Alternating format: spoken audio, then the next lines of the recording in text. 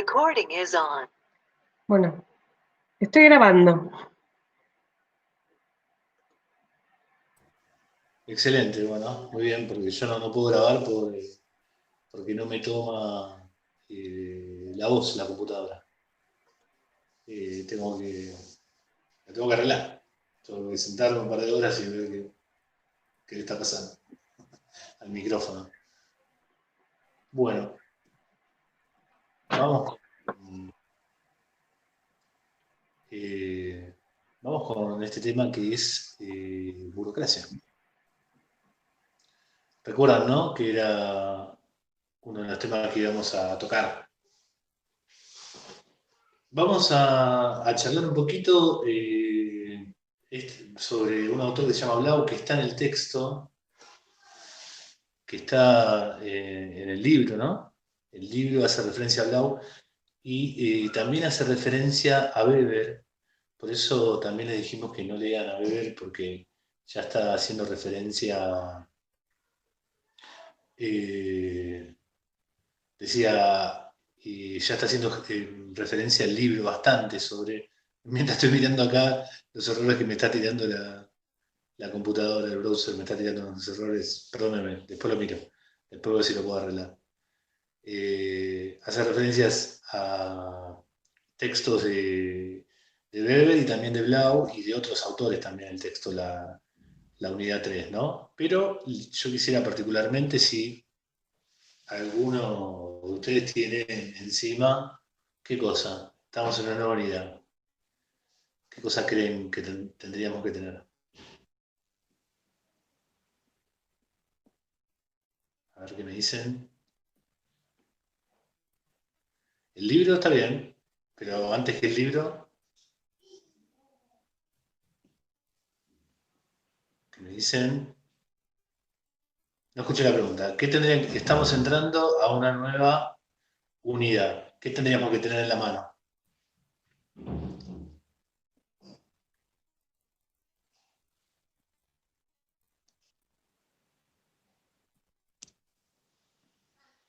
¿Qué se imaginan? La computadora, sí. Una lapicera para tomar algún apunte. También, ¿por qué no?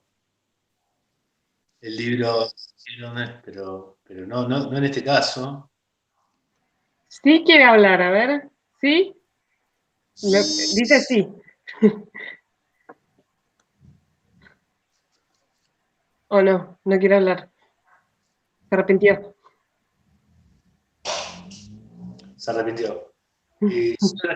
La recomendación es que siempre tengan a mano el programa para ver los objetivos, ¿no? Y el programa, ¿dónde lo teníamos?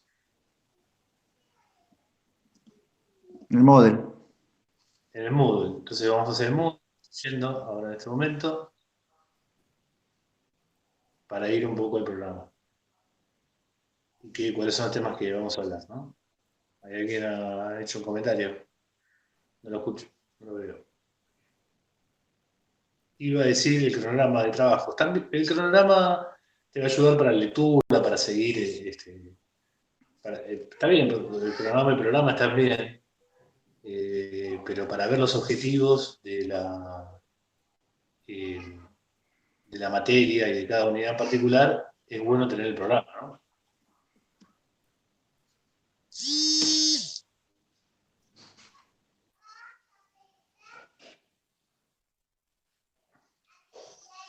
¿Sí? ¿Ya lo tienen encima?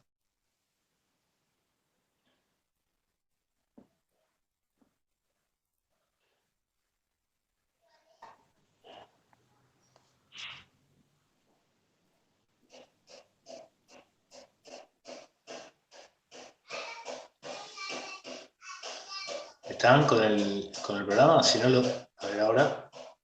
Ahí está. Ya lo tengo.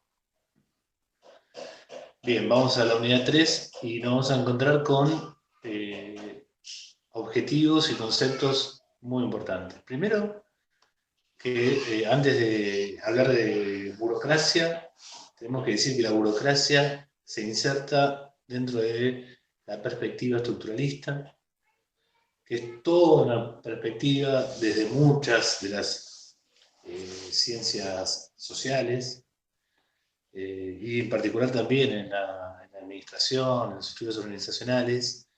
El estructuralismo es una corriente en la actividad profesional, en la actividad académica, sobre las organizaciones muy grande.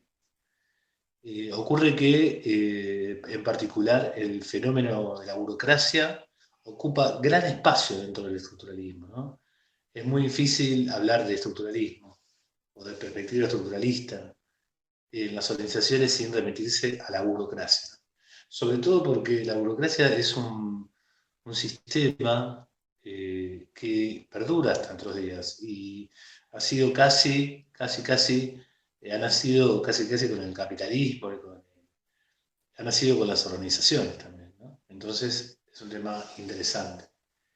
Y acá tenemos los objetivos específicos, que son comprender el fenómeno burocrático, sus diferentes concepciones y miradas y las formas de ejercicio de poder. La palabra poder está muy intrínseca dentro del concepto de burocracia en la misma.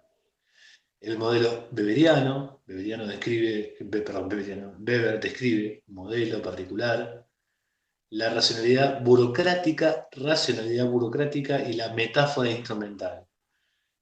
Dominación, organización, legitimidad. Todos esos temas, modelo, racionalidad, metáfora instrumental o racionalidad instrumental, dominación, organización, legitimidad o legitimización, también lo van a encontrar, son conceptos cruciales. Otro objetivo es identificar las críticas al enfoque estructuralista de las organizaciones públicas y privadas. Presentar las disfunciones de la burocracia, sus efectos y consecuencias. Esto lo vamos a ver particularmente con Merton. Indagar acerca de los debates, sus principales referentes y la conformación de los saberes administrativos en Argentina y su influencia en la gestión de organismos del Estado. Esto en particular no lo vamos a ver, pero es parte de los objetivos que tiene el capítulo 3, pero tiene que ver con los recortes, ¿no? La bibliografía obligatoria, ya saben, es la unidad 3 del libro, menos la parte que está que dice burocracia en Argentina, el texto de Merton y no el texto de Weber, por lo menos para este nuevo programa que armamos, ¿sí? Todos estos conceptos son fundamentales. Traten siempre lo posible de pegarle una revisada al programa, que allí está, digamos, están los conceptos fundamentales que de alguna manera queremos transmitir, ¿no? Están allí. Muy bien. Vamos a pasar ahora un poco al texto de Blau. Sin embargo, antes del texto de Blau, me gustaría hacer un pequeño jueguilio. Mientras Unx activa todavía nunca entró. Ahí está. Bueno, muy bien. ¿Qué es eso? ¿Qué ven ahí? Un avión de rafting. Un avión de Rusty.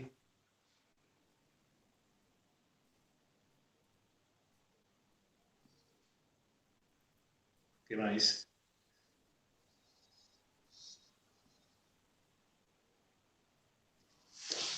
Un modelo de avión.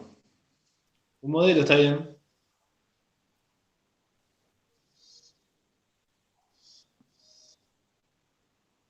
Opino como Daniel. Bien.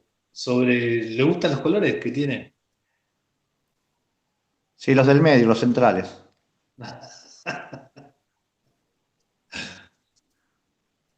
Me imaginé que había muchos de esos.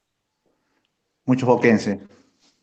Se lo comprarían a sus hijos, a sus ahijados, a sus sobrinos.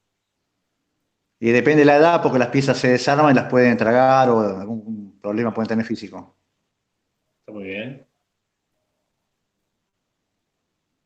¿Qué otra cosa podrían sacarle? ¿Es lindo estéticamente? ¿Es bello? Y depende de las perspectivas de cada uno. A alguno le puede gustar, a otro no.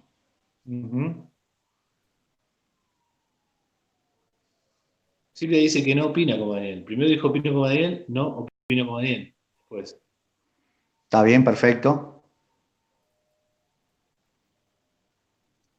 Bueno, se pueden decir muchísimas cosas, sobre todo cuando se tiene ganas de participar. Cuando no se tiene ganas. Bueno, pero ¿saben qué miraría un estructuralista particularmente? Esto es un juego, ¿no? No es que los estructuralistas se dedican a esto, pero un estructuralista miraría en particular cómo están unidos ese juego, este avión o este modelo de avión. Le preocupa, eh, por sobre todo le preocupa muchísimo a los estructuralistas saber cómo las cosas se unen, ¿sí? Aquello que está desarmado se une. Y de qué manera, cuáles son los elementos, cuáles son las tácticas, estrategias que se utilizan para que esto funcione. Bueno, obviamente el hecho de que bueno, cada Lego funcione como una presión leve sobre el otro, bueno, para que no se caiga. La verdad que técnicamente no sé cómo se diría, pero bueno, algo por el estilo. Ensayaría un estructuralista o alguien que conoce las piezas o que sabe un poco de física, o algún ingeniero. Bueno, podría expresar, bueno, esto se une de tal manera, ¿no? Esto se pega de tal manera, no se cae por esto o por el otro. Bueno, los estructuralistas estudian eso en particular, ¿no? De hecho, nace,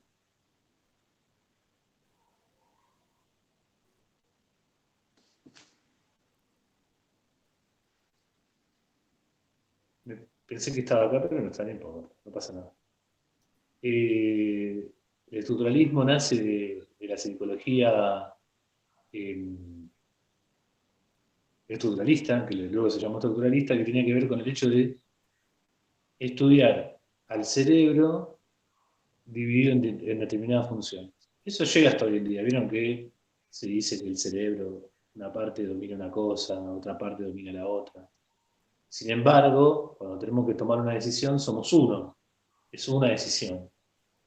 Nosotros razonamos de una sola manera ante la toma de una decisión. Evidentemente, ¿por qué se separa las funciones del cerebro? Bueno, las funciones del cerebro te podrían decir los psicólogos, no sé, espero que no haya ningún psicólogo en la sala, o los psiquiatras podrían decir que se separan para poder comprender un poquito mejor la realidad del cerebro, ¿no? Bueno, vos dedicate a esto, vos dedicate a aquello, vos dedicate a aquello, ¿sí? Como si las partes del cerebro pudieran hablar y estarían diciendo eso. Pero luego hay que tomar decisiones en conjunto, luego el cerebro es uno, inclusive la persona que tiene ese cerebro es una persona. ¿Esto a qué les remite en las organizaciones? Esta idea de vos haces esto, vos haces lo otro.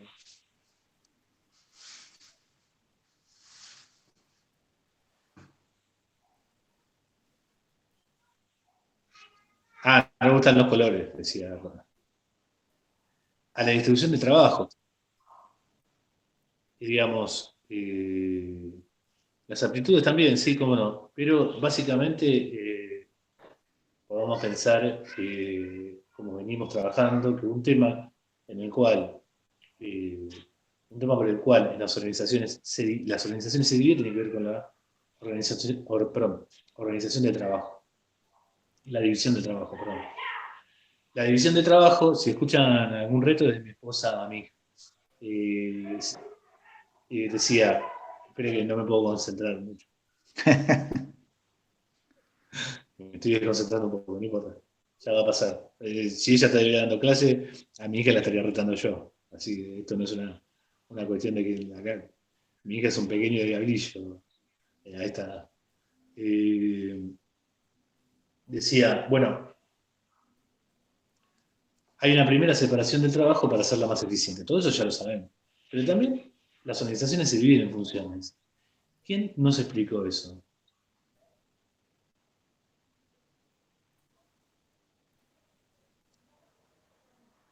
¿Quién? ¿Qué autor nos explicó que las organizaciones se dividen en funciones? De hecho, dijo que había 6 funciones básicas.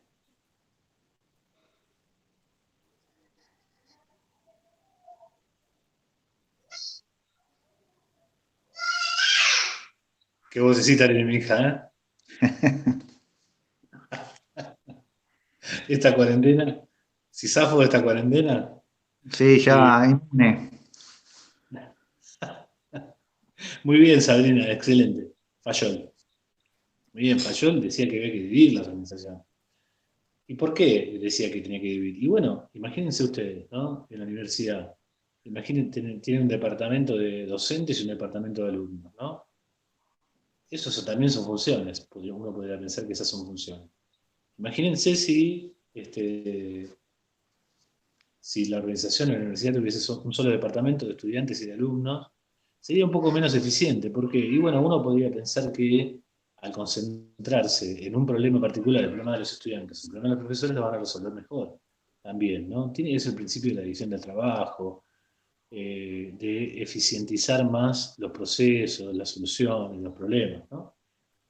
Tiene que ver con eso, pero de todas formas también hay que volver a unir todo eso que se separó, porque la organización, la universidad es una sola, tiene que funcionar, una universidad con respecto al estudiante tiene que funcionar como una sola, una organización, una empresa, ante un cliente tiene que funcionar como si fuese una sola, ¿no? No puede decir, bueno, que en realidad ocurre en esa frase del estilo, bueno, vieron cuando uno llama a un departamento de la organización y no es el que realmente tenía que haber llamado y dice, bueno, este no es mi tema.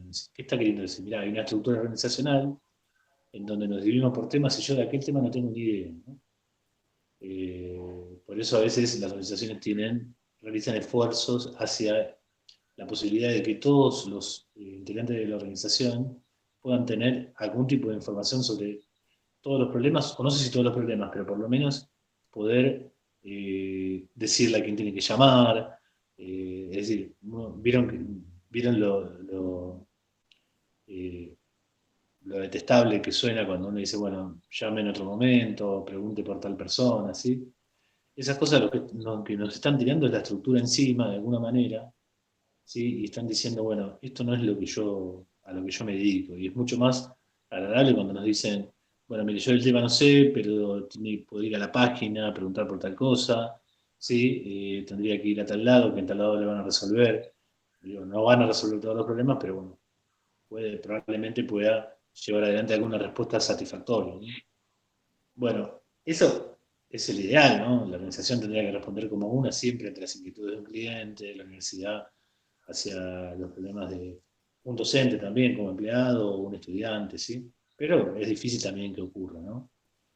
Porque tampoco es tan sencillo unir todo aquello que se separó primero, ¿no? Pero lo interesante es ver que la división del trabajo, la división de funciones, van generando una estructura dentro de la organización, ¿sí? Por eso es una perspectiva estructural. Particularmente, el sistema burocrático es un tipo de estructura particular que lo vamos a notar, perdón, lo vamos a ver durante esta clase y la que viene, lo vamos a charlar acerca de qué tipo de modelo estructural nos ofrece la burocracia. Cuando decimos qué modelo estructural, vamos a decir de qué manera, es lo mismo que decir de qué manera la organización une esos fragmentos de organización divididos en funciones, división en trabajo, etc. Lo que hablamos recién, ¿sí? Pero además también hay otro tema. Las organizaciones, la sociedad, todo lo que tiene que ver con un aspecto social, por lo menos, no tanto en la parte técnica, y habría que preguntarle a un ingeniero, a aquellos que trabajan más en las cuestiones más duras, si esto no ocurre también, pero en las organizaciones como grupo social, en las sociedades también, cuando las cosas se vuelven a unir, no se vuelven a unir de la misma manera, o todos no acceden. Acá va a aparecer una palabrita muy importante dentro del estructuralismo y la burocracia en particular, todos no acceden a esa unión, a ese pegamento que es la estructura, no acceden con el mismo poder. ¿Qué significa eso, que no acceden con el mismo poder? Bueno, aquello que se separó por diferentes razones, porque la actividad es importante para la organización, porque tienen más recursos, porque tienen personas con mayores conocimientos, lo que sea, ¿sí? Lo que sea, va adquiriendo un poder más fuerte tal vez que otro. Se va el poder dentro de los diferentes grupos que se van formando, de alguna manera se van desbalanceando. No todo el mundo tiene el mismo poder. El caso más gráfico siempre uno remite a este que tiene que ver con el caso de una organización, por ejemplo, que tenga un insumo principal, perdón, un insumo principal que sea de muchísima importancia, muy costoso, muy difícil de conseguir, que se necesita conocerlo bien para comprarlo. Bueno, evidentemente el departamento de compras, como grupo separado de la organización, va a tener más poder que otros grupos de la organización. Se dice que en las universidades, con los institutos educativos, por ejemplo, el grupo, todo lo que tiene que ver con el grupo docente, conforman un espacio de poder muchísimo más grande con respecto a, por ejemplo, los no docentes, los estudiantes y demás. Y de hecho, los que hacen la carrera en las universidades son los docentes, ¿no? Los que tienen la posibilidad de siempre un decano, un jefe de alguna división o un instituto, primeramente fue docente, ¿no? Entonces es como que hay por eso depende del tipo de organización y de muchos factores que hace que en particular determinados grupos divididos por esta necesidad que se debe tener de dividir las organizaciones, eh, obtengan más poder, ¿sí? Y por eso la palabra de poder es muy, muy importante dentro de lo que es la burocracia y dentro de lo que es el estructuralismo general, ¿no? Y bueno, por otro lado también lo que ocurre, también una de las desventajas, una de las ventajas es, bueno, divido la organización porque soy más eficiente, ataco diferentes problemas con mayor capacidad, con mayor eficiencia porque tengo más conocimiento, hago una tarea repetitiva, lo que sea, lo que ya sabemos. Eso también va conformando lo que se denomina compartimientos estancos, en donde la problemática del otro grupo, de la otra parte, tal vez no me interese tanto, ¿no? Bueno, como decíamos recién, frases del estilo, bueno, esto no es mi tema, esto no es un problema mío. Esas frases, más allá de que el que las emite tal vez tenga razón en lo que dice, no es una cuestión de juzgar, de hecho vamos a charlar. ¿Qué pasa en la burocracia? ¿Qué pasa con el empleado público? ¿Qué pasa con la persona? ¿Es la persona que funciona de esa manera? ¿Es así? ¿Se da la casualidad que todas las personas que son empleados públicos antes fueron personas desganadas, que nos atienden mal, malmoradas? ¿O es el sistema que lo conforma de esa manera? Bueno, eso lo vamos a ver, lo vamos a discutir. Por eso decía, el sistema también lleva a esta idea de cuidar, esta idea de, entre comillas, ¿no? Desde el lenguaje más coloquial, cuidar cada uno su quinta, ¿no? Porque también, claro, luego cuando tienen que acceder, recuerden que está el poder y cumplir con los objetivos de determinados grupos, es algo que nadie quiere quedarse atrás en ese sentido, ¿sí? Bien, por eso vamos a empezar con el texto de Blau, que es uno de los textos en los cuales se basa el, el libro, ¿no? Hay que aclarar algo que tiene que ver con esto. Blau se pregunta por qué estudiar la burocracia, ¿no? Blau también, esto lo escribe en la década del 60, cuando ya los problemas de la burocracia ya estaban apareciendo, ¿no? De hecho, tanto los problemas de la burocracia en Oriente como en Occidente, porque las repúblicas socialistas soviéticas habían adoptado el modelo burocrático para la administración de su Estado. Es decir, esto atravesaba formas, mirada de mundo, ideologías, todo, ¿no? Y los problemas de la burocracia ya se presentaban en todas partes del hemisferio. Y entonces la idea era, bueno, ¿cómo desechamos la burocracia? ¿No? Que si juega este papel, este papel tan importante, pero a la vez también tiene tanto rechazo, los problemas de la burocracia ya están de alguna manera a la vista, dice, bueno, ¿para qué? Se pregunta para qué estudiar la burocracia, y entonces, de alguna manera, todo el texto, en realidad de Blau, lo que pretende es decir, bueno, tengan cuidado, no desechen a la burocracia, no la desechen porque está pasando un mal momento, para decirlo de alguna manera, ¿no? Por todos los problemas que ya son evidentes, ¿sí?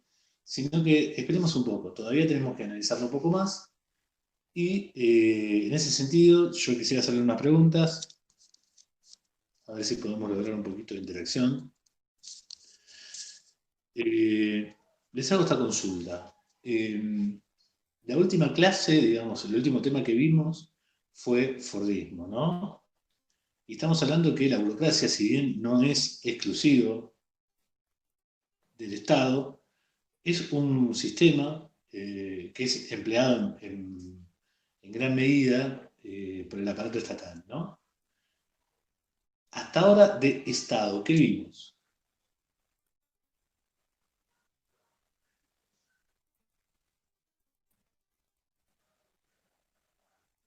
Estado plan.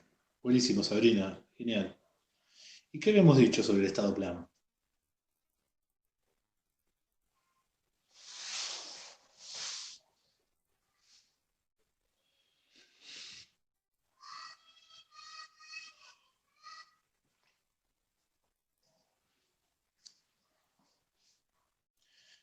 Interviene en la economía garantizando el bienestar. Excelente, ¿sí? Y en el término de organizaciones, ¿cómo afectaba a las organizaciones el Estado? ¿Qué hacía particularmente? ¿Qué provocaba a las organizaciones?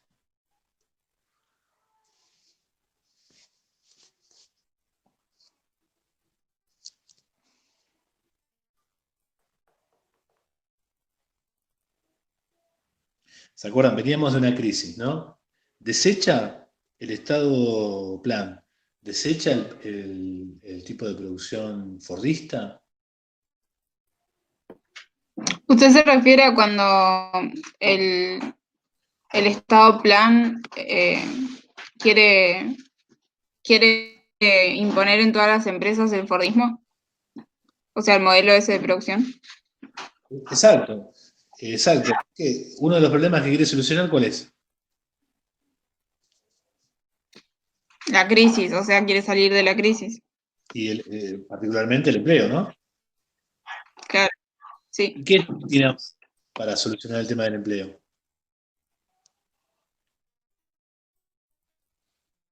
¿Quién es que está hablando, perdón? Yo, profe Sabrina. Sabrina, muy bien. Hacer el fordismo, exacto. Realizando, exacto. Tiene a mano el modelo fordista, que recuerdan que el modelo fordista era, ¿de qué característica tenía? La integralidad, era integral. Todo se realizaba así. Tenían, de hecho, genera trabajo, exacto. El modelo fordista genera trabajo. Vos armando una fábrica fordista, el estilo fordista, tenés 2.000, 5.000, hasta 10.000 empleados, podés tener, ¿sí? Sobre todo en la década del 50, 60, ¿sí? Si bien son de capital intensivo, todavía la tecnología no había avanzado tanto como para desplazar desplazar trabajadores, ¿no? Todavía se necesitaba una mano de obra intensiva interesante. Ya vimos que tenía la composición del capital, la composición orgánica del capital, en donde se basaba, aumentaba el capital fijo o, bueno, no me acuerdo el otro nombre, pero no importa, no es eso lo aumentaba el capital, pero no en la escala que hoy se aumenta y que, por ejemplo, hoy el sistema fordista soluciona problemas de empleo, pero la tecnología es tan grande que lo que antes se hacía con 1.000 empleados, hoy se hace con 200. No te alcanza hoy el sistema fordista para solucionar los problemas de empleo. En aquella época sí, ¿sí? Pero además también, además de generar empleo en el sistema fordista, y en otros lugares también como se creaba puestos en el comercio, en los servicios, ¿no? En los diferentes servicios que atendían los reclamos de los trabajadores, perdón, las necesidades de trabajadores, gente que tenía dinero en el bolsillo. Aumentaba el consumo interno. Pero además también, qué otra esfera se engrosaba en volumen?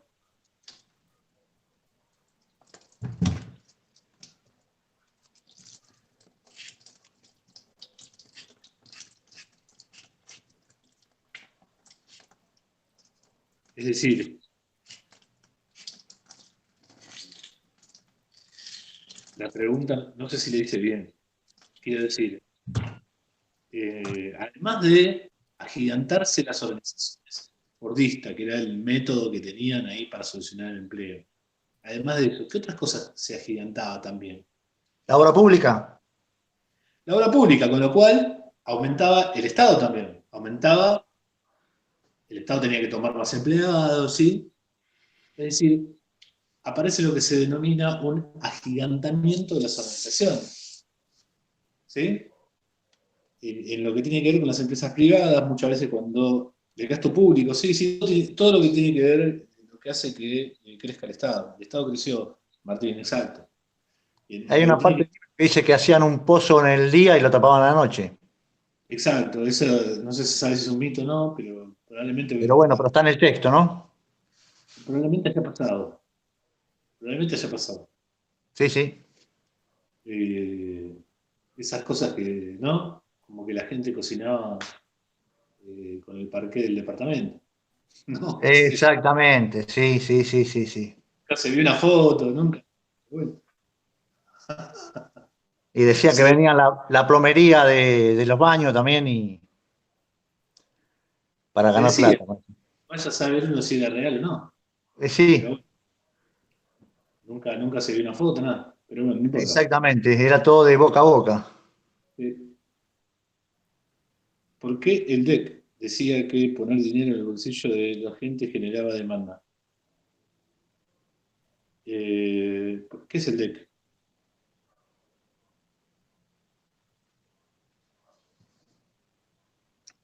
No, profe, es que se mandó solo, pero digo que eso es lo que dijo, no sé quién dijo lo del hacer un pozo y taparlo a la noche, él lo decía porque eh, poner dinero en el bolsillo de los trabajadores generaba demanda porque a su vez ellos iban a tener plata para gastar. Exacto, Claro. sí. Teoría keynesiana pura y neta, ¿no? También lo que sí fue real que en los medios públicos Keynes invitaba a gastar dinero, ¿no? También hablaba del problema de la frugalidad, es decir, cuando toda una sociedad se dedica al ahorro, no gasta, esa sociedad no crece, ¿sí? Al igual que si una sociedad es desigual poco, porque las clases ricas se dedican a los gastos superfluos y las clases menos acomodadas se dedican a subsistir y entonces no se produce un gasto real en bienes de producción que aumente la industria y que aumente el empleo. Son dos temas muy interesantes. Pero para lo que nosotros más nos importa, no quiere decir que esto no nos importe, porque como siempre les digo, esto nos ayuda a entender un montón de cosas. Siempre estas cuestiones, cuando atravesamos cuestiones sociales, de tipo económicas, de tipo psicológicas, nos ayudan a entender un poquitito, a complementar un poco el estudio organizacional, ¿sí? Lo hace más rico, me parece a mí. Decía, pero en lo central que nos interesa en el estudio organizacional tiene que ver con el hecho de que las organizaciones comienzan a gigantarse, por eso es Leche, el jefe de cátedra, lo que dice siempre que la primera parte del libro o de la materia tiene que ver con un proceso de agigantamiento de las organizaciones y por ende, y acá viene un tema importante, del proceso de burocratización. Porque dentro de este proceso de agigantamiento de las organizaciones, lo que trae implícito es un proceso de burocratización y que Blau nos va a explicar por qué razón, cuando las organizaciones crecen, necesitan burocratizarse. ¿Sí? Y acá en el texto en el texto de la Filipina lo tenemos. Dice así: el aumento en la escala de producción, los servicios expandidos a millones de usuarios y la gran división del trabajo determinan la aparición de la burocracia. Esto está encomillado porque es palabra de Blau, perdón. El tipo de organización apto para la realización de tareas administrativas en gran escala mediante el trabajo sistemáticamente organizado se denomina burocracia. ¿Sí? Por esa razón, lo vamos a dejar acá esto, burocracia quiero decir, lo vamos a dejar un poquitito acá para ir a otras cosas. Pero ya sabemos, Blau nos dice, bueno, el aumento, este agigantamiento de las organizaciones, el aumento de la escala, el aumento de los servicios, trae aparejado tareas administrativas también de gran escala que pueden ser solucionadas mediante un sistema organizado que se denomina burocracia. ¿Sí? Ya sabemos por qué razón, por esa razón también lo colocamos de alguna manera el estudio de la burocracia acá, ya que en realidad Weber lo que hace es escribir antes sobre los temas de la burocracia. Creo que el libro, creo que es en 1925, ¿no? Que escribe Economía Política Weber, ¿no? No me acuerdo bien. ¿Te acordás, Rosamos?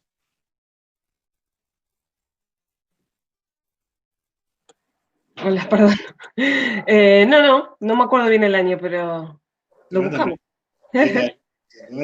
Principio del siglo XX escribe Weber y nosotros estamos hablando de que este tema pega, para decirlo de alguna manera, y sobre todo en las organizaciones a partir del 30 con el agigantamiento de las organizaciones, pero más aún todavía, esto pega más todavía en la etapa de posguerra. ¿Por qué? Porque ahí hay que rescatar, hay que rescatar todo un continente, toda Europa hay que rescatarla, que se hace mediante el estado de bienestar, ¿sí? Que el estado de bienestar es esa aparición en la década del 30 del estado keynesiano, el estado plan, o también estado plan llamado, pero estado de bienestar también, pero potenciado.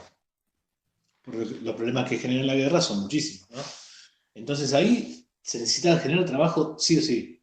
Y entonces el método burocrático toma vida, toma gran fuerza, ¿no? Y aparecen obviamente los problemas inmediatamente.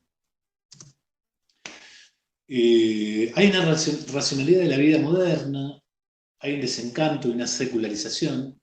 El desencanto de la vida moderna y la secularización son dos conceptos que van bastante. Armé muy mal este PowerPoint. Soy muy mal hermano PowerPoint, nunca pongo dibujo, nunca pongo un logo de la universidad.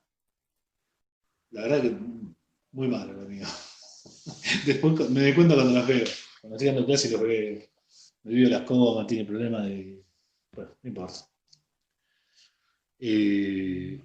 Ustedes tienen que escribir bien, ¿eh? Que el profe escriba mal, no haga mal PowerPoint, no significa que tengan que escribir mal ustedes. Decía, en particular, Weber es un autor que, entre otras cosas, sí, el PowerPoint está en el Moodle, junto con otros dos más, que lo van a ayudar a estudiar, ¿no? No hace falta que le diga que no, esto no garantiza todo, ¿no? Ya está en el Moodle. Y también, si no me equivoco, subí una guía de preguntas porque la unidad 3 no tenía guía de preguntas y creo que subí una y la dejé en la unidad 3, si no me equivoco. Después cualquier cosa chequeamos. Bien, decía, hay, entre otras cosas que se dedicó Weber es tratar de estudiar la relación entre el sistema económico, social y la religión de cada país, ¿sí? Por ejemplo, una de las religiones que estudia, obviamente, es la tradición judeo-cristiana, ¿no? Y en ella, en la relación judeo-cristiana, se empieza a dar cuenta, después estudia también lo que ocurre con las religiones asiáticas, ¿no? Con otro tipo de religiones, pero obviamente lo que tiene que ver con la cultura occidental lo que más interesante para nosotros nos resulta es esta idea, la judío-cristiana, ¿no? La tradición judío-cristiana. Y lo que encuentra en particular es que hay una relación muy interesante entre religión y desarrollo económico, desarrollo social y sobre todo aparición del capitalismo, ¿no? De hecho tiene un libro que se llama Ética protestante y espíritu del capitalismo, empardando, machando, de alguna manera, la religión protestante con el auge del capitalismo. Ustedes saben, la religión protestante nace con el cisma del siglo XVI de la Iglesia Católica, en donde aparece la reforma y la contrarreforma, ¿no? En donde entra una crisis grandísima, producto de la Edad Media. Fue una edad una edad muy religiosa y sobre todo basada fuertemente eh, en la iglesia católica apostólica romana en Occidente y la ortodoxa, luego del otro cisma que ocurrió en el siglo XII, en donde la iglesia se separa, las ortodoxas y la apostólica romana. Entre las ortodoxas está la griega y la rusa. Ahí fue un primer cisma, pero lo que tiene que ver con la cultura occidental continúa la tradición de la apostólica romana, en donde continúa la tradición del Papa. En cambio, en la ortodoxa aparece la figura del primus inter pares, que no tiene un peso tan grande como el peso que tiene el Papa dentro de la religión católica, ¿no? Pero toda la religión, la cultura occidental, estamos hablando de Italia, Francia, Inglaterra, España, ¿no? Alemania con el imperio germano-románico, con Carlos Magno, ¿no? En la Edad Media tiene un apogeo de la religión católica y la apostólica romana en particular, a partir del siglo XII. Todo esto, bueno, fue una edad bastante, se llamó la etapa oscura, ¿no? La edad oscura, un oscurantismo muy grande, donde la ciencia no floreció y donde aparece como elemento de verdad revelada, para decirlo de alguna manera, el dogma de la fe, lo que está escrito, ¿no? Lo que estaba escrito era la verdad. Entonces, por eso el desarrollo de la razón y la ciencia tenían un lugar muy marginal, muy apartado. En algunas universidades, de hecho, había más vida académica en los países, en Arabia, en los países arábicos, sobre todo. Por eso España es con Córdoba, la parte de España en donde tuvieron la colonia, hasta la Alhambra, donde tuvo la colonia el Imperio Árabe, el Imperio Arábigo, fueron lugares donde se desarrolló la ciencia. Por eso nosotros utilizamos el sistema arábigo, el decimal, porque fue un desarrollo. Europa occidental, lo que conocemos hoy como las grandes naciones de mayor progreso, tenían poco progreso en lo que tenía que ver con la razón y la ciencia. Pero eso llevó a hambrunas, a problemas como la peste negra, ¿no? Que fue una gran pandemia que sufrieron, la guerra de los 100 años entre Inglaterra y Francia. Todo eso provoca un descrédito en la religión católica. Aparece también en el siglo XV la imprenta de Gutenberg, un cambio tecnológico increíble, en donde ya había un desencanto en la religión católica. Obviamente, imagínense, en el siglo XIV se perdió un cuarto de la población de Europa. Imagínense si no iba a haber desencanto en la religión, ¿no? Se empieza a traducir, sobre todo en el alemán, que una de las Biblias en alemán la escribe el clérigo Lutero, en donde coloca al Papa, no recuerdo el nombre, lo coloca al Papa con la figura del demonio, ¿no? Como que el demonio era el Papa, ¿no? Eso genera un cisma y se van abriendo diferentes religiones protestantes, pero lo más interesante es que va adaptando el pueblo, la gente va popularizando la religión protestante, sobre todo en Alemania y también en Inglaterra. Por eso Enrique VIII, ¿no? Después de cortarle la cabeza a varias de sus mujeres, sobre todo la más conocida, Ana Bolena, a la última mujer, cuando la mata, le pide nuevamente al Papa que elimine su matrimonio. El Papa no quiere hacerlo y ahí funda la Iglesia Anglicana, en donde se coloca a él como cabeza de la Iglesia. Claro, no fue tan fácil, es decir, que ya había presiones en la Inglaterra del siglo XV para que se abandonara la religión católica. Y tenemos países como Holanda, Alemania, Inglaterra, ¿no? Que empiezan a adoptar, Francia, España, Italia, siguen con la religión católica, apostólica romana, y las otras religiones, sobre todo países, los más emblemáticos son Alemania, Inglaterra, adoptan la religión protestante. Y comienza a decir que los valores, y acá viene interesante, los valores de la Iglesia protestantes, que son el hecho de la disciplina, el hecho del trabajo, la religión católica, digamos, los nobles de la época de la Edad Media, la religión católica estaba mal visto trabajar con las manos. Los nobles tenían sus vasallos o se dedicaban a la guerra, los caballeros, ¿sí? Pero el trabajo manual estaba mal visto. En la religión protestante el trabajo no estaba mal visto. Ahorrar para tener un futuro mejor y poder disfrutarlo en vida no está mal, no estaba mal. Ser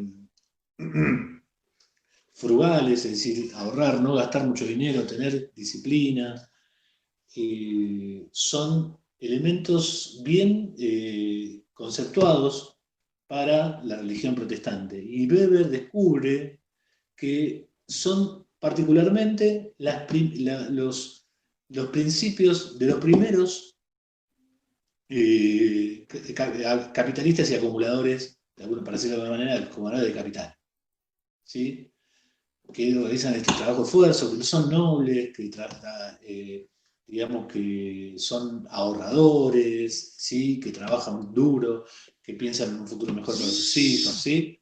Esta idea es la que se empieza a darse cuenta que ese espíritu, esta ética protestante, ¿no? También una ética destinada al comercio, la comercialización, el comercio no está mal visto, cobrar intereses por un préstamo tampoco está mal visto en la religión protestante. Son todas una ética comercial que hace que tengan en cuenta que hasta inclusive para la economía funciona mucho con la ética, ¿no? Porque imagínense que las organizaciones cuando compran a un proveedor, no le compran todo de contado, le compran a 120 días, a 60 días, y ahí es como que de alguna manera, imagínense si todos fuesen rapiña, que no pagan a sus proveedores. Bueno, ahora con la pandemia la cadena de pago se corta, ¿no? Pero evidentemente hay alguna ética dentro del comercio, ¿no?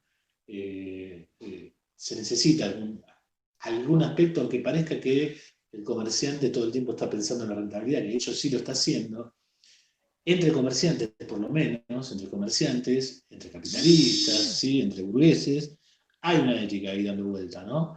Que es proteger ese comercio, proteger una vida destinada más al trabajo, etcétera, etcétera, etcétera. Bien, y ahí encuentra que esos valores éticos del protestantismo pegan muy bien en la religión protestante. De todas maneras, todo proceso moderno es un proceso secular. ¿Qué significa que es un proceso secular?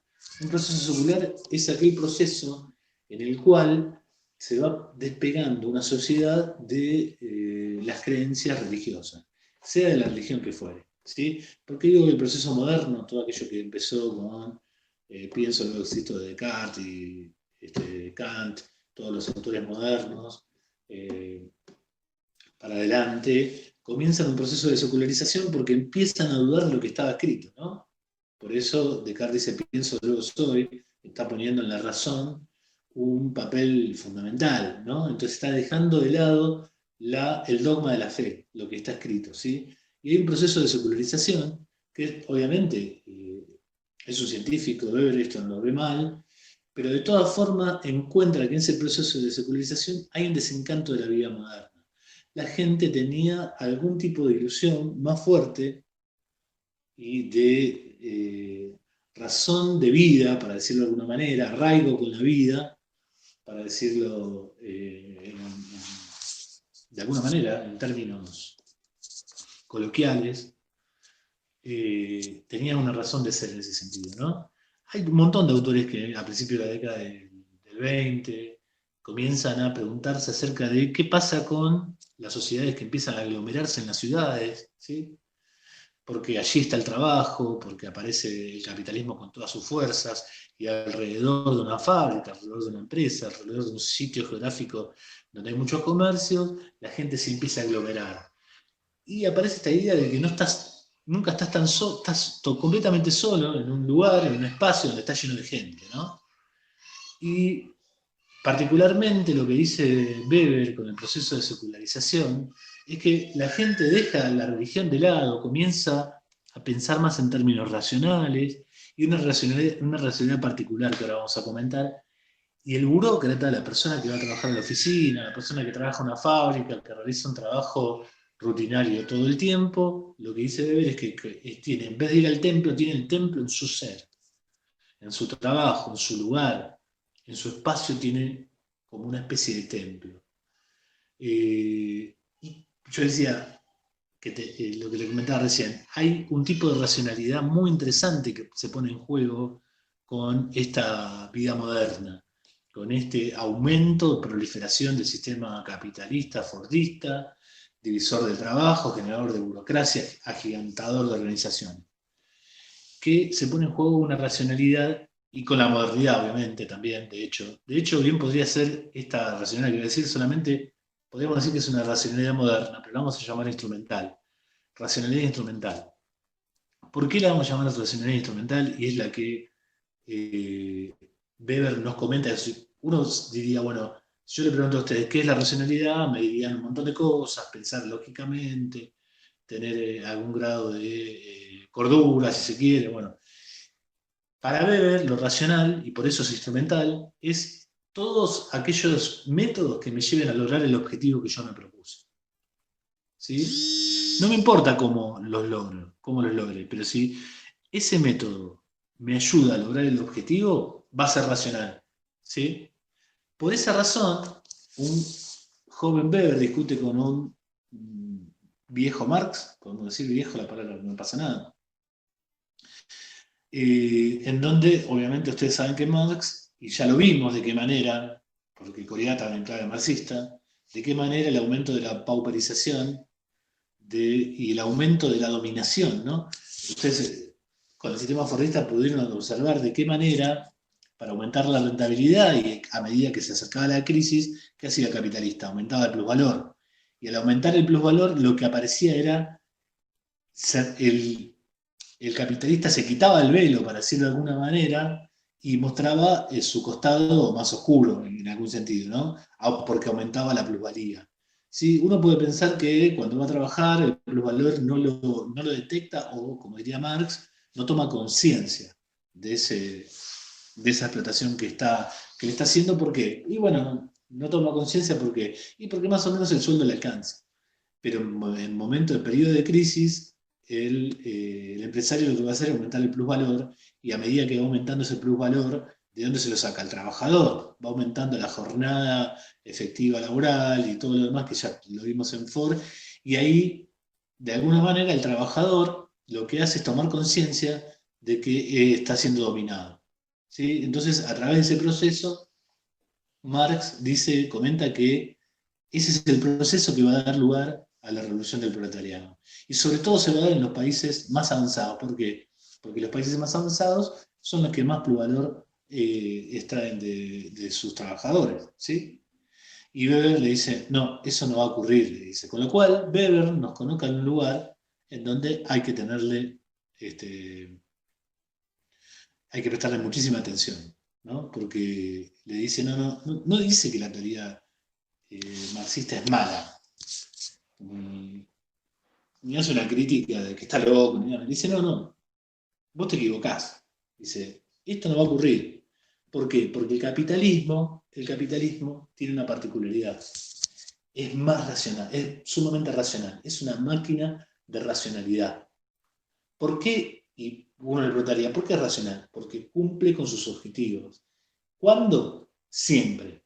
Porque tiene una racionalidad instrumental. ¿Sí? ¿Se entiende lo que quiero decir? Bien, después vamos a pasar a las características de la burocracia, no sin antes pasar por lo que tiene que ver con la legitimación o legitimización, lo van a meter, del poder. Pero les voy a pedir unos 15 minutitos de un recreo, nos tomamos, me tomo algo caliente y continuamos. La religión, en este caso, hay un discurso de la religión en la forma de legitimar el poder en lo tradicional, hay un discurso que dice, que expresa que ese monarca tiene el poder de Dios, lo ha colocado Dios allí, ¿sí? Y se le da y lo tiene en su sangre sobre todo. Y esa sangre la hereda a su hijo y obviamente a su hijo varón, ¿no? Eso no significa que este tipo de legitimización del poder solamente se dé en los monarcas, ¿no? Hay una cuestión heredada también, puede pasar en las organizaciones, ocurre eso, ¿no? El hijo hereda las propiedades del empresario y tiene este poder legítimo por heredar eso, el poder en la organización. Luego existe la legitimización carismática, que tiene que ver con cualidades particulares de aquella persona o grupo de personas que detentan el poder. Y que esas cualidades personales hacen que se legitime el poder en esas cualidades. Que aquella gente que está siendo subordinada a ese poder puede interpretar que esas cualidades particulares de ese líder o de esa persona que ejerce el poder son las apropiadas para llevar adelante justamente, precisamente, el poder en una organización, en una sociedad, ¿sí? Podemos poner varios casos, ¿no? Hay muchos casos. Si ponemos, por ejemplo, el caso de los reyes, también hay un caso histórico muy interesante que es Atila, por ejemplo, el rey de los hunos, que era un pueblo bárbaro que logra llegar eh, hasta, hasta Roma, hasta la ciudad de Roma, la derriba, pero cuando muere Atila, para decirlo de alguna manera, el proyecto Hunos, el rey de los hunos, desaparece. ¿Por qué? Porque, bueno, los hunos estaban guiados por un rey que era Atila y que particularmente lo seguían porque tenían cualidades personales, era heroico, siempre estaba en la batalla, estaba en el frente, ¿sí? Era una persona honorable para los hunos, ¿sí? Y tenía características que lo hacían propio de un líder o de un jefe o de alguien que podía tener el poder, ¿sí? En la actualidad hay muchos casos, ¿no? En la cancha de fútbol, un jugador, por ejemplo Maradona, además de ser un excelente jugador, era carismático en la cancha y tenía esas características particulares, técnicas, y esa cuestión motivacional que lo llevaban a legitimar su poder dentro de la cancha como un líder carismático, ¿no? También ocurre en la política, fíjense que el marketing político lo que nos conduce es a presentar un candidato con cualidades personales, más que lo que piensa. La política tendría que ser, en realidad, bueno, la gente tendría que votar a los candidatos por cómo piensan, por lo que va a hacer y todo lo demás. No digo que esto no ocurra en todos los casos, pero es cierto que hay una preocupación por instalar ciertas cualidades en ese candidato político, ¿no? Es decir, convertirlo en una persona carismática. De hecho, nuestro presidente, que hace tanto hincapié en lo académico, en lo político, reivindica la política, la gestión pública, en particular, en las elecciones, en las últimas elecciones, se mostró tocando la guitarra, cantando canciones de rock nacional, sobre todo Alito Nevia, que generaron una empatía en la gente interesante, ¿no? Claro está que, obviamente, el marketing político no puede construir un líder carismático si particularmente no tiene algo de esas cualidades, ¿no? El presidente más o menos se la rebuscaba tocando la guitarra, más o menos se la rebuscaba cantando. Por lo menos demostraba que no es algo que aprendió rápido como para hacer así nomás. Parecería ser que lo seguía haciendo, una amistad con algunos músicos, y anécdotas acerca de que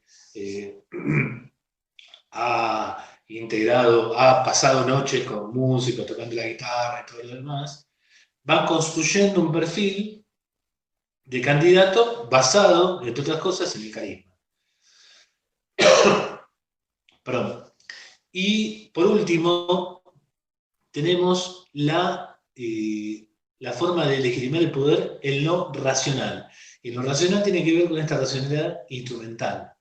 También lo racional puede ser denominado racional legal, ¿sí? ¿En qué se legitima el poder? En este caso, bueno, y este caso, el poder de la forma de legitimar el poder a través de lo racional legal es básicamente el sistema burocrático. ¿Por qué? Porque tiene una característica particular. Legal, racional y legal, ¿por qué? Porque todo el sistema está preparado para cumplir un determinado objetivo. Una racionalidad instrumental. Pero además también es legal porque frecuentemente tiene que ver, por ejemplo, un sistema, un código penal, una ley, obviamente es legal, ¿sí? Porque está legitimado a través de qué cosa. Es legal a través del sistema legal argentino, ¿no? Por esa razón es legal. Y además tiene la característica de que está escrito de una manera que queda como norma, que queda como una norma a cumplir, y está escrito. Esto no significa que solamente las leyes tengan este carácter legal racional, sino que, por ejemplo, en una organización, por ejemplo, un manual de procedimientos, una actividad que indique buenas prácticas, y supónganse un ejemplo en el cual existe un manual de procedimientos, buenas prácticas, lo que sea, y la organización sanciona a esa persona, ¿por qué? Porque no cumplió con ese manual de buenas prácticas, o de ese manual de procedimientos. Lo sanciona, entonces ya se convierte en legal dentro de la organización, ¿sí? Y están construidas esas reglas particulares, están construidas para llevar adelante la organización, para llevar a buen puerto y para cumplir los objetivos organizacionales, ¿sí? Tiene dos características, que es racional y que además es legal porque está escrito, ¿sí? Y genera el no cumplimiento de las normas que se desarrollan a través de esta actividad racional, tiene algún tipo de sanción. Lo vamos a ver ahora justamente cuando veamos la característica de la burocracia, que ya la empezamos a ver. ¿Alguna consulta hasta acá?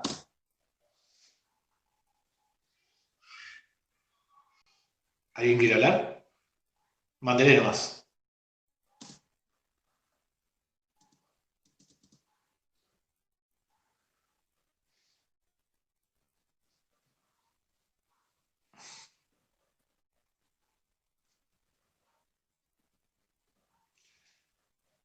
No, no hay nadie que quiera hablar, ¿no? A ver si tiene. Espera que me voy al chat. A ver qué pasa. Bien, todo bien. Bueno, bárbaro. Estos son los principios administrativos para la capacidad productiva, ¿no? Que tiene particularmente la burocracia. Recuerden que, como dice Blau, esto es muy importante, las organizaciones se agigantan y comienzan a tener problemas administrativos más complejos. Y la forma de solucionarlo es a través de un sistema burocrático. Los sistemas burocráticos tienen la división del trabajo, que posibilita que los trabajadores logren construir un vínculo sin ser ingenieros. Esto es interesante también, porque esta idea posibilita, sin ser profesionales, podríamos decir. O sea, uno puede construir un vehículo sin ser ingeniero, ¿no? Es lo que vimos en Taylor y Ford, ¿no? Esta idea de que cualquier persona realizando trabajos bien definidos y bien especializados, en forma repetitiva, puede construir autos, vehículos complejos. Los aviones, por ejemplo, enviar un satélite, en definitiva, eso no porque eso no es una producción en serie, perdón, pero los aviones sí son producciones en serie. Obviamente va a haber ingenieros y científicos por la planta, pero los trabajadores, y más con la robotización, con la repetición de tareas, pueden construir un avión. Esta división debe ser coordinada. La coordinación es un elemento fundamental para unir las partes que se dividen. mediante un sistema de normas que lo aglutina. Acá esto es importante. Las normas en particular son las que le dan ese pegamento a la estructura de la que hablábamos. ¿Cómo? Se aglutinan a través de las normas, así se unen. Este sistema debe ser complejo mientras más grande sea la empresa y mayor sea la división del trabajo. Mientras más grande la empresa y más división, el sistema de normas va a ser más complejo. El sistema debe regirse por una lógica de tipo racional y no emocional. Racional e instrumental. Debe ser impersonal y jerárquica. ¿Qué significa esto? Impersonal significa que el puesto, por ejemplo, el puesto de trabajo, en esa división en esa división que decíamos, en esa división de trabajo genera puestos de trabajos en particular, ese puesto de trabajo tiene que ser ocupado precisamente por la persona que mejor rinda en ese lugar y que tenga las características apropiadas para ocupar ese lugar, no el primo del dueño. ¿Sí? Y jerárquico quiere decir que tiene que tener niveles, es decir, que tiene que existir lo que se denominaría una pirámide o el organigrama. ¿Se acuerdan que lo vimos? Que el organigrama tiene como cuadraditos, como pequeños ravioles, y cada vez que bajamos, descendemos en el organigrama de la pirámide, la jerarquía va descendiendo. Es decir, un trabajador que está en la fábrica recibe órdenes, lo vimos también en la cadena de mandos, ¿no? De Fashion.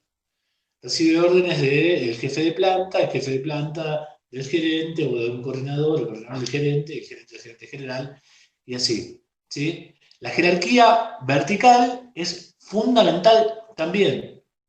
Las normas y la jerarquía son dos elementos que unen. ¿Sí? Yo puedo, una persona que si trabajo en una organización bien burocratizada, puedo discutir acerca de cómo trabajar con una persona que está a mi derecha, a mi izquierda, es decir, que tiene mi mismo nivel, pero en una organización completamente burocratizada, primero tengo que cumplir las normas y después tengo que acatar las órdenes de quienes están arriba mío. ¿Sí? Esas son formas de ese pegamento de las cosas que se dividen en la organización. Otras características o factores de la organización es la especialización, como la división de trabajo lleva a la especialización, la autoridad jerárquica, como dijimos recién, sistema de reglas e impersonalidad. Y hay otro más que creo que no está acá puesto, le pido que lo anoten, y en el libro tienen como 12 características. Acá estoy nombrando 4 o 5. Les pido que las lean, porque también están dentro de... están en el test están en la guía y probablemente entran en el test de la comprobación, el control de lectura. ¿Sí? Puse las más importantes, tengo las más importantes aquí, que son las que me parecen más interesantes, más representativas para poder comentarles. ¿Sí? Y le decía, otra es el espíritu de cuerpo, que tiene mucho que ver con esta característica del espíritu de cuerpo, tiene mucho que ver con lo que Fayol también es un estructuralista en algún punto, ¿no? Lo que Fayol denominaba el interés, como principio, el interés general sobre el interés particular, ¿no? El espíritu de cuerpo habla de tener algún tipo de valores o de principios que me hagan recordar que estoy dentro de la organización. ¿Sí? Esto a veces dentro de la misma organización, el espíritu de cuerpo se va generando en esas divisiones que yo les comentaba recién, ¿no? El departamento de ventas genera un espíritu de cuerpo, pero en vez de generar un espíritu de cuerpo dentro de la organización en su totalidad, en realidad lo que está haciendo es formar un espíritu de cuerpo, es una deformación, podríamos decir, un espíritu de cuerpo, pero dentro del departamento de comercial. ¿Sí? ¿Qué tenemos acá? Bueno, como decíamos, entonces acá llega a 3 elementos importantes que desarrolla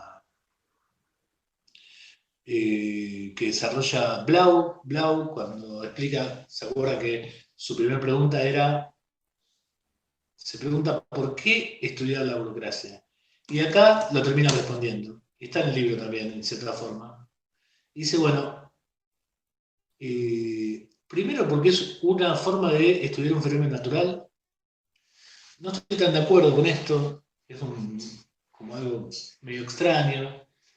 Esta idea de que en las ciencias sociales a veces la presencia del investigador, del observador, dentro del objeto de estudio, de alguna manera contamina ese objeto de estudio, ¿no? Vamos a ver esto un poquito más cuando veamos el tema el experimento de Mayo, en donde Mayo coloca a 6 trabajadoras como una especie de laboratorio, ¿no? Y ahí le va administrando determinadas variables para ver qué ocurre con esas trabajadoras, ¿no? Dice, bueno, Blau dice, bueno, es un lugar para estudiar sin que la distorsión del investigador al observar se pueda apreciar. Es medio raro. Igual no hace falta que entiendan lo último que dije. Esto sí es importante, me parece a mí. El segundo motivo, ¿alguien quiere hablar?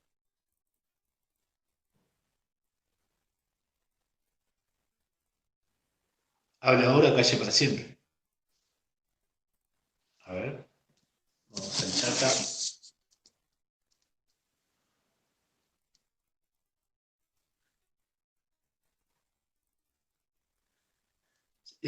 Acá Rocío pregunta, mediante lo escrito, no solamente estas normas, porque lo que está escrito, sí, la burocracia es, por eso el papeleo de la burocracia, ¿no? Una característica tiene que estar escrito. Es decir, yo no puedo generar normas si no las escribo, ¿sí? Son, son escritas, claro, exacto, pero esas normas tienen que estar basadas en una racionalidad instrumental, ¿no? Por eso racional legal también. ¿Sí? No, no hay por qué. Bien, decía entonces,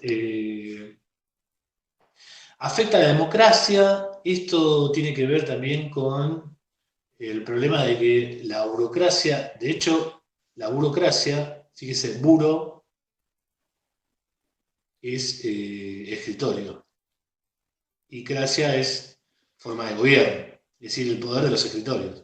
En realidad es el poder de la gente que está detrás de los escritorios, ¿sí? El burócrata, ¿no? Aparece la idea del burócrata. ¿Quién es el burócrata? Y bueno, es la persona que lleva adelante, ¿qué cosa? Las reglas burocráticas, ¿sí? Y entonces, de alguna manera, la burocracia como sistema de gobierno ya parecía ser forma de legitimar el poder, por eso la elección de la palabra burocracia afecta a la democracia. ¿Por qué? Porque la democracia es un sistema de gobierno donde todos tenemos las mismas oportunidades de ejercer nuestro poder, una persona un voto, ¿no? Pero sin embargo, en la burocracia esto no ocurre, ¿no? En los sistemas burocráticos esto no ocurre. Claro, en las organizaciones privadas, obviamente, el concepto de la democracia no está tan desarrollado. Es decir, nadie podría entrar a una empresa y decir, golpear la puerta del gerente y diga, bueno, acá falta democracia, ¿no? El tipo te va a decir, bueno, mirá, yo con que cumpla con lo que dice el convenio colectivo de trabajo, está bien, no tengo por qué ser demócrata. Pero tengan en cuenta que este es un elemento, un sistema de gestión utilizado fuertemente por el Estado. Y sobre todo lo que hace es repercutir, porque lo que hace es emitir normas, no solamente dentro del Estado, sino que además emite normas hacia la sociedad, la burocracia, ¿sí? Tengan en cuenta, por ejemplo, lo siguiente, ¿no? Cuando el Poder Ejecutivo, por el Poder Legislativo, redacta una ley, ¿sí? Aprueba una ley y el Poder Ejecutivo la promulga, aparece inmediatamente el Poder Legislativo haciendo el decreto de reglamentación. Ya aparece el decreto de reglamentación. El decreto de reglamentación, porque las leyes son leyes que marcan cuestiones de tipo muy universales, no generales. el decreto de reglamentación ya baja un poquito, bueno, dice, esta ley que se debe cumplir de tal manera, se va a cumplir, bueno, por ejemplo, no sé, aparece una ley que dice que, bueno, imagínense que fuese ley el transitar en la calle con el tema de la pandemia, que de hecho funciona como una ley, pero es un decreto en realidad, es una ley, de hecho es una ley, pero imagínense que hubiera tenido un correlato en el Congreso, hubiera salido como una ley promulgada por el Poder Ejecutivo, y el Poder Legislativo lo que hace es un decreto reglamentario y dice, bueno, esta ley, este permiso, esta regulación se va a hacer de determinada manera. Dice, se crea una administración, una dependencia que va a controlar esta ley que salió. Pero además también hay determinados organismos que no solo, además del decreto, el decreto que reglamenta la ley, aparte del decreto que reglamenta la ley, aparecen otro tipo de normativa que la llevan más a la realidad. Por ejemplo, los impuestos es un caso especial. Dice, bueno, el impuesto se graba, no sé, con el 15% el impuesto a tal cosa. Sigue el decreto de reglamentación que dice quién lo va a cobrar, y la FIP, por ejemplo, saca sus propias reglamentaciones acerca de qué manera el contribuyente lo va a pagar. ¿Sí? De alguna manera también está legislando, está de alguna forma también generando leyes, está escribiendo, está generando una norma también, ¿sí? ¿Y quién las hace ahí en definitiva? Fíjense que los representantes del pueblo hace rato que sacaron una ley, ¿no? Y termina la FIP, y la FIP, ¿de qué está lleno? De que la FIP es burocracia. Son burócratas los que lo hacen, ¿sí? Te hacen una aplicación para que ingreses a internet, declares el impuesto, que pin, que pan, y por ahí a veces puede arruinar el espíritu de la ley, ¿no? Y los representantes del pueblo, que es la democracia pura, estaría un poco saboteado con el burócrata, ¿sí? Pero esto también habla de un fallo, también, como le habías dicho, los problemas que genera la burocracia del otro lado del muro de hierro, ¿no? Que es que es la, el, no estoy hablando de guerra de Game of Thrones, guerra de Juego de Tronos, pero algo tiene que ver, ¿no? Después de la muralla, del otro lado de la muralla estaban los salvajes en la serie, ¿no? Bueno, algo de eso me parece que tiene que ver. Del otro lado decía, del muro de la República Socialista Soviética, lo que se implementó, es decir, el sistema o sea, el sistema político y económico estuvo fuertemente centralizado y está en China, también pasa en Cuba, obviamente, pero mucho más fuerte en Rusia. En Rusia, la burocracia estatal, fuertemente en los buros, lo que se llamaba los buros, ¿no? Perdón, los buros, los soviets, ¿sí? Y los buró, exacto, los buró en la URSS, ¿sí? De hecho, en la década del 60 ya había salido lo que se denominó el informe Khrushchev, de Nikita Khrushchev, que era el primer ministro o el representante del Kremlin de la URSS, el presidente, para decirlo de una manera, para occidentalizarlo, no era el nombre. Ya había sacado un informe acerca de, más que nada estaba hablando de los problemas de la dictadura de Stalin, pero también criticaba a la centralización del poder en el Estado, ¿no? Esta era una época en donde burocracia se asociaba mucho también a los sistemas socialistas, ¿no? Y bien, por último, lo más importante de todo, ¿por qué razón hay que estudiar la burocracia? Es porque soluciona problemas administrativos complejos. Lo que dice Blau es lo siguiente. Sí, está bien, estoy de acuerdo con todo lo que ustedes me dicen. La burocracia es un sistema imperfecto, la burocracia tiene problemas, ¿sí? Pero sin embargo, mientras exista una, una fábrica, un Estado que tenga que organizarse de alguna manera, algún papel escrito, alguna norma y algún sistema de jerarquización va a haber. Quiere decir que algún sistema de burocracia va a haber. Y antes de despedirme y hacerle preguntas si esto se entendió o no, quiero comentarles algo muy interesante que tiene que ver con el tipo de burocracia que describe Weber y que nos transmite también Blau, y lo podemos encontrar en el libro. Tiene que ver con un modelo ideal, ¿sí? Esto significa que todos estos principios se dan, la división de trabajo, las normas, la jerarquía, la impersonalidad, la especialización, ¿sí? La autoridad jerárquica, lo que le decía recién, el espíritu del cuerpo. ¿Se dan todas estas características en la burocracia? No. Esto no implica que no deje de ser un sistema burocrático, ¿no?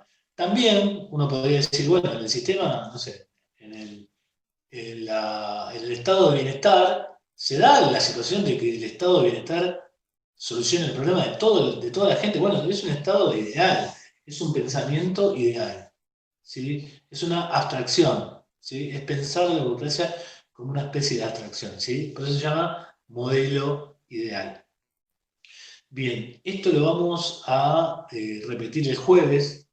Vamos a volver un poquitito con esto, un repaso muy rápido de media hora, y nos vamos a meter con los problemas que tiene la burocracia, con la crítica de Merton en particular. Es una crítica muy interesante que le hace Merton desde una perspectiva funcionalista, que ahí después Roxana seguramente va a hacer algún comentario sobre esta cuestión. La perspectiva de Merton como sociólogo funcionalista, y vamos a hacer un poquito de hincapié sobre esta idea de el modelo ideal. Lo vamos a volver a repetir, el modelo ideal. Vamos a hacer hincapié en esta idea de que la burocracia es una abstracción o un modelo ideal, ¿sí? Que no tiene por qué cumplirse, sigue siendo burocracia de todas formas, ¿no? ¿Tengo una pregunta o alguien que quiera hablar? Vamos a ver. Ok, perfecto. Ya se quieren ir. ¿Tienen alguna consulta? O Roxana, ¿querés agregar algo? No. Yo te había puesto ok para retomar el jueves brevemente, chiquito, lo de funcionalismo. Ya, ahí retomamos con Dale. Blau, hacemos un poquito de hincapié en eso, ¿no? Para saber desde dónde hace la crítica, desde qué lugar se para hacer la crítica. ¿Se Dale. Podría puede? decir que es un mal necesario la democracia, la burocracia. Y podemos decir del barrio, sí. Sí. Podría ser.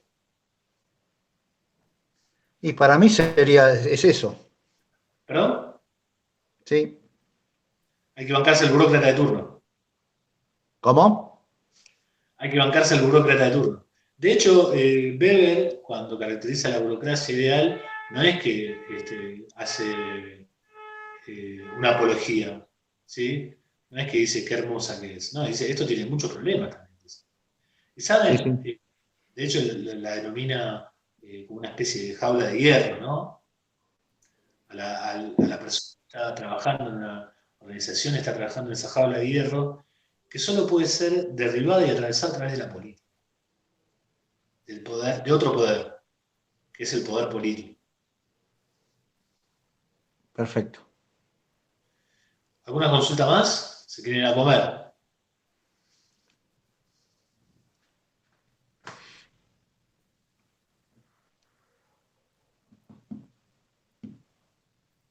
Dejamos acá, seguimos el jueves, ¿le parece? ¿A las 20? A las 20 creo que había algunos que no podían, a las 18, ¿no?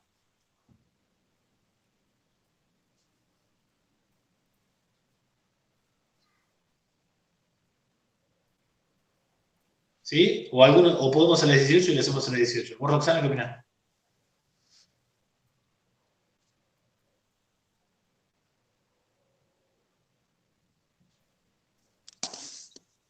Yo no puedo. Perfecto. Cierto. Listo. Ya era con uno solo que no puedo, ya está. Bueno, nos Quedó vemos, seguido. un abrazo y un beso. Listo, paro la grabación entonces. Saludos, nos vemos. Hasta el jueves, gracias.